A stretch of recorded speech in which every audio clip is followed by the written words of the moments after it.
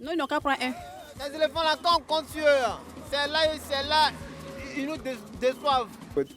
Moi j'ai joué ballon. On ne va pas perdre. Amen. On l'a tué, ça est 10-0. Bon, ils pensent que 1-0, ça fait plus mal. On va les gagner, éliminer, moraliser, conscientiser. Ibeyo, rien ne peut nous arrêter. Côte d'Ivoire, Ibeyo. Bon, il faut une volonté. Hein. Vous savez, il faut une volonté. Quand on décide de faire quelque chose, il faut y mettre la volonté. Et c'est la volonté. Lorsque la volonté n'est pas captive, amen, qu'elle est animée par la volonté de Dieu, par la puissance de Dieu, on doit s'élever. Même si tu as tous les dons, tu as tout le talent, mais si ta volonté ne s'élève pas, tu ne peux rien faire. En tout cas, moi je pense que la Côte d'Ivoire va gagner. Et puis on va gagner 3-0. Ce sont les éléphants qui gagnent toujours la Côte d'Ivoire ou rien. C'est la victoire de la Côte d'Ivoire demain. On va faire le show, les shows. Déjà pour le match contre les Seychelles, bon, c'est chez nous. Hein, voilà. Et vu le niveau des deux équipes, voilà, le Seychelles, avec toute l'humilité qu'il faut aussi, voilà, une petite équipe par rapport à la Côte d'Ivoire. Donc logiquement, les éléphants doivent l'emporter. 3-0 selon moi. C'est maintenant le coach a été chercher une équipe type. Donc il panache un peu. Donc il sait que c'est nul qu'on fait. Mais il ne pense pas sûr qu'on va gagner, même si c'est une petite équipe. Et puis les petites équipes sont difficiles à gagner aussi de nos jours. Tout le monde sait jouer, donc ça sera un peu chaud.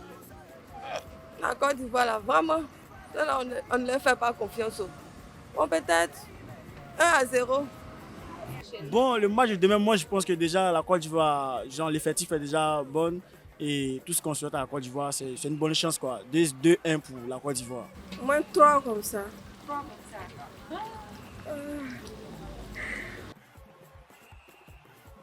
La Gambie. Bon, ils vont perdre. La Côte d'Ivoire va perdre. On ne dit jamais non, la Côte d'Ivoire, eux là, maximum c'est peut-être c'est 2-1, eux c'est comme ça. On dit quoi, la Gambie, non? Un but, 3-1 par exemple.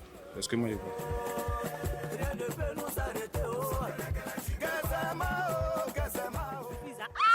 C'est lui qui fait les passements des gens là. C'est lui, on le connaît, il joue très bien. Les deux matchs amicaux qu'on a joués, bon, ça n'a pas été bon sur son côté. C'est pour ça, moi, c'est pour ça qu'on ne l'a pas appelé. Mais je pense qu'il sera, actuellement, ça va un peu, donc il va revenir forcément en force. Wilfried Zaha, c'est un bon joueur, mais ça n'a jamais été un grand joueur en sélection. En équipe nationale de Côte d'Ivoire, il nous a jamais épaté en fait. En Europe, dans son club à Crystal Palace, il a eu à faire de bons matchs. On sait qu'il a des qualités et tout, mais en équipe nationale, non. Voilà. Donc moi personnellement, son absence ne me dérange pas. Parce que j'estime qu'il y a certains jeunes joueurs, tels que Adengra, hein, je préfère encore même un Jean-Evra Crespo, voilà, qui lorsqu'on l'appelle pour la sélection, il mouille vraiment le maillot. Mais Wilfried Zaha, je le trouve un peu suffisant quand il vient en sélection.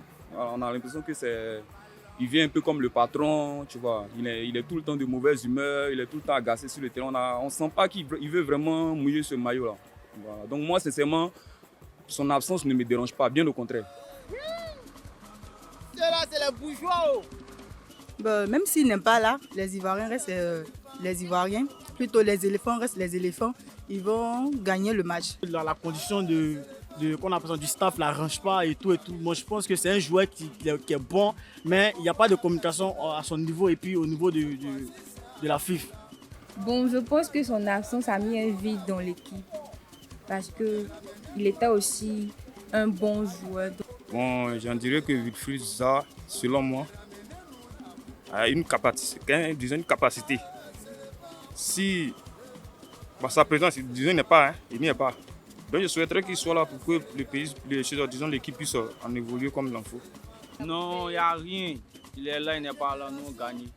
La Côte d'Ivoire. Moi, je souhaite que Drogba revienne encore. Bon, il n'y a pas un serial killer. Quand je dis serial killer, je parle d'un attaquant. C'est vrai, comment on appelle, à l'heure, il est là, mais je ne le sens pas trop. Il n'est pas dynamique, il n'est pas... Il ne faudrait pas toujours qu'un attaquant attende la balle des autres. Il faudrait que lui-même il parte chercher la balle et puis sache faire la différence. Donc je pense que actuellement, la Côte d'Ivoire manque d'un serial killer. Comme exemple, André Drogba Didier. Le football est difficile, c'est dur, hein? Ah, d'accord. Parce que Halle là, il remplace Drogba. Maintenant, il y a le numéro 22 là. Lui peut remplacer Gervinho. Tu vois un peu, non? C'est ça. C'est Drogba qui manque. C'est un finisseur qui manque, un Drogba qui manque. Vous savez, Drogba, il n'est pas trop technique, mais c'est un finisseur. Quand il a la balle au pied, il marque. Et c'est ce qu'on veut. Et on a besoin de Drogba, ça nous manque quand même. Mais je pense que dans les temps à venir, Dieu va amener des vedettes, Dieu va amener des personnes qui pourront réellement avoir être ce type de joueur.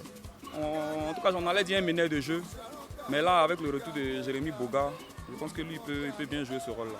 Parce qu'on a de bons milieux de terrain, mais on n'a pas de milieu de terrain meneur de jeu qui est capable de prendre le ballon et puis créer du jeu, quoi. Donc peut-être que si on titularise Jérémy Boga, ça pourrait nous aider. Bon, j'ai vu nous qui courent pour donner le ballon à l'autre.